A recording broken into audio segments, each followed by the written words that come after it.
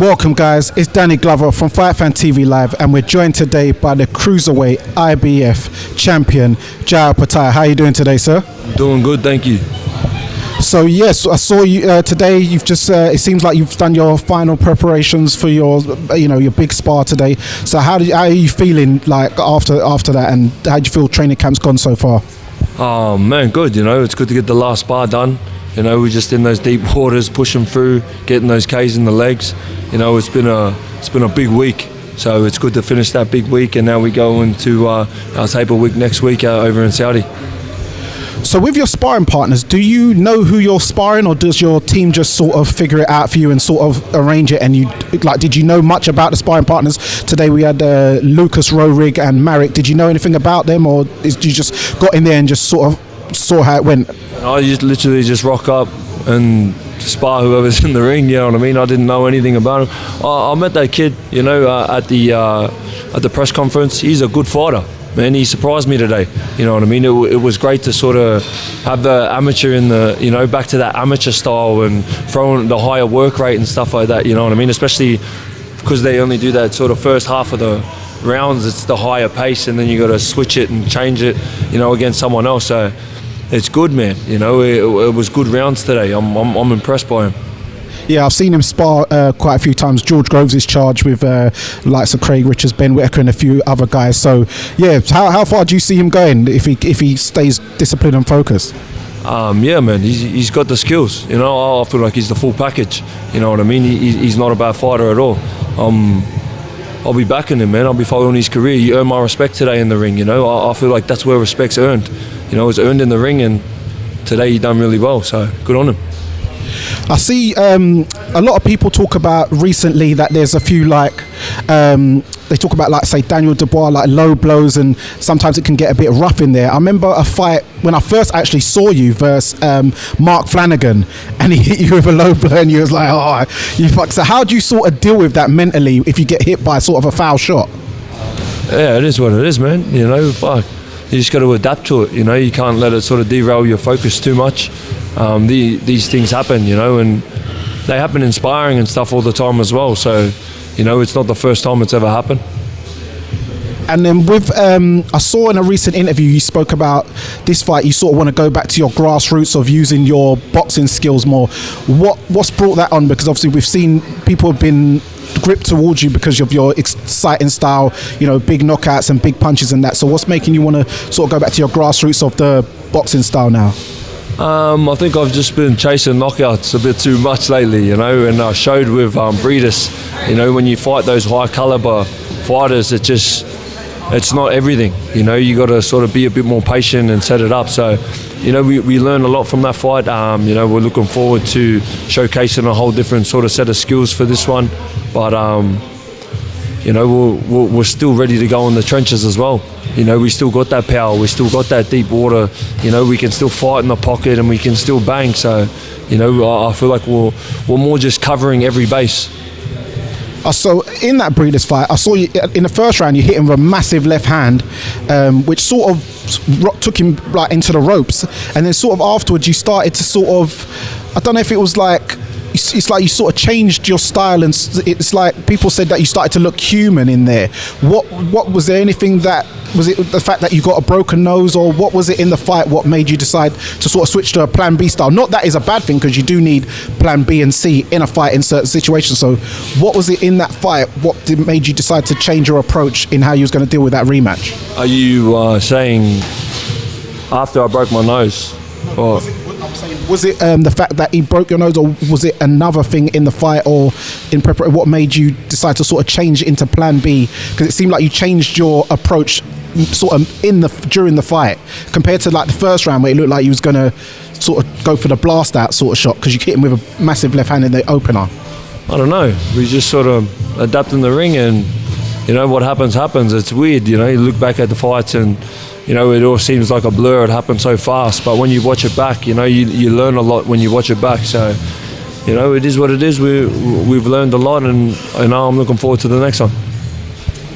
So with Jack Massey, as we know, he's had a string of successive wins, just beat Isaac Chamberlain. What do you see that as his main positive attributes that could possibly cause a factor, or that something you'd have to overcome and deal with in the fight? Man, he's got the will to win. You know, he keeps coming forward. He's got a big engine. You know, he's a good little boxer. So, you know, it's a tough fight. You know, we're not looking for easy fights, but we're excited. You know, we bring it on, bro. Let's just fucking get it done, you know? So talking about your Samoan background, yeah. So is that where the sort of intensity and the drive and passion comes from? Because it seems like when you're sort of even in press conferences as well as fights, it seems you're very intense, and people say they even find you quite intimidating and scary. So do you think that that's something to do with it, sort of like your cultural background, or is it just something that's instilled from you as a kid living in Australia? Man, you know, I'm not trying to be like that. I'm just here to get a job done. You know, I'm here away from family. I'm making sacrifices. So, you know, when I fly 24 hours away from home, you know, to be here and train, and I'm away from my daughter and away from my, you know, my fiance and all my family at home, you know, I'm not there. I can't be there for them. So we're here to take care of business. You know, we're not here on a holiday. So that's it. We're just here to get a job done, and then we want to go back home and celebrate with our families. So until we are back home, we're switched on. I love that, and congratulations on your newborn baby as well, by the way. So with this fight being another one in the Riyadh season, how are you finding it, like flying over to Saudi? Because this time you're going to be flying from England. Do you find it will be a bit better than, say, flying from, say, doing a training camp in Australia or New Zealand or America, compared to, say, traveling from here, as it's only a 2-hour flight time difference?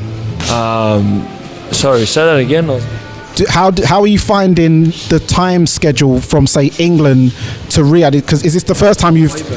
Yeah. No, well, man, exciting, you know what I mean? Like, we've always just flown straight to Riyadh 10 days before and had to adapt there. And, like, even now, like, we've only been there for about 6 days, you know what I mean? So, fucking the jet lag, you know, it's just going up and down. My sleep patterns all fucking all over the joint, but it's hard. It makes it hard, it makes it difficult, makes sparring harder, makes training harder. So it's, you know, by the time we get over to Riyadh, we're going to be sharpening up, you know what I mean? It's all just going to fucking fit right into place, I feel. So I feel like it's better that we've come over here, we've finished this camp here. It's good, and we've had some good rounds here, you know what I mean? We've got all these boys trying to take my head off over here, you know? They all got something to prove. They're all here to say, you know, oh, I fucking sparred Joe Opetai. So, you know, you can see it in them, and it's that fucking pommy passion, you know? It's awesome to see, you know? None of these boys take a step backwards. They're here to prove something, so it's good. It's perfect for what I need for a camp, you know? So it's been challenging, but, you know, we get comfortable being uncomfortable. I love that saying. That's a saying that I use, that you have to get comfortable being uncomfortable. So do you find that you find the training or sparring partners better abroad than, say, at home? Or what country would you say produces the best sort of work for yourself? Is it the UK, America? Yeah. We've had really good sparring here while we've been here. You know, there's still good sparring, and there's some good boxers in Australia. You know what I mean? But it's just good to mix it up. You know, like, we've just been traveling to different gyms. You know, like going, and they just get 3 fighters in and out. You know what I mean? Today we had 2 fighters doing 5 and 5. So it's just good to get those, and they're hungry. You know what I mean? They're here to prove something. When you're back at home, sort of doing the same rounds with the same people and stuff like that, which is still good fighters. You know what I mean? Don't get me wrong, but it's just good to adapt to different people in a new gym. You know, out of your comfort zone type of stuff. So yeah, it's all positive, man. So moving on to, I saw the Latino night press conference with Chris Billam-Smith and Zurdo Ramirez. What do you think about that fight, and how do you see that going? Man, who cares? I'm just focused on the 12th of October. You know, I've got a job to do. If I don't get my job done, then, you know, it doesn't matter what I think. So, you know, Jack Massey has my full focus. No, I love that. And also, I know it. Does it get annoying when people say, like, try to ask you questions about, say, the heavyweight division, Usyk and winner of Bivol Beterbiev, when you've got another fight coming up? How do you sort of stay focused? Because I know that a lot of fighters in the past, they have sort of overlooked the current opponent, looking for these unifications and sort of undisputed and weights above and weights down type of fight. So how do you stay focused on your opponent and not overlook your current opponent, because you know this guy is coming for you, while the media people seem to want to drift you and make your mind sort of go elsewhere? The media is the media, you know what I mean? It is what it is. I'm focused. All right, and last one from me. What is your ritual? Oh, it's all right. So what is your ritual, usually what you do after a fight, after a win, after your fights normally? What do I do after I win? When I get home?